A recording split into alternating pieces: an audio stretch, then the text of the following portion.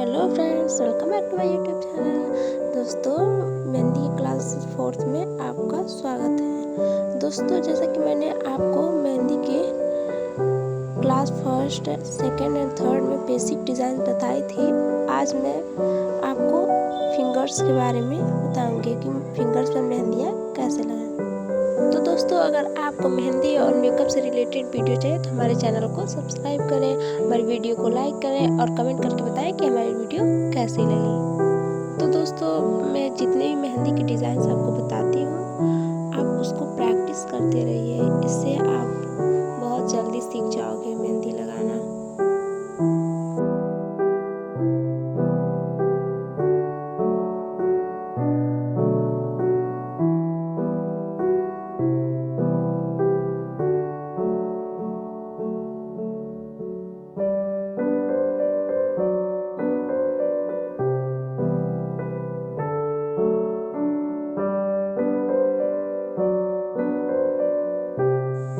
दोस्तों, अगर आपको नहीं समझ में आता है, अगर आप प्रैक्टिस कर रहे हो कॉपी पर, तो आप ऐसे फिंगर्स बना करके भी प्रैक्टिस कर सकते हैं। इससे बहुत इजी होता है मेहंदी लगाना। आप लोग देख सकते हैं कितना इजी मेहंदी लग रहा है। इससे काफ़ी इजी होता है मेहंदी लगाना। तो मैं आप लोग को यही बोलूँगी कि अगर आप लोग बिगिनर्स हो तो फिंगर्स बना करके आप लोग प्रैक्टिस करें।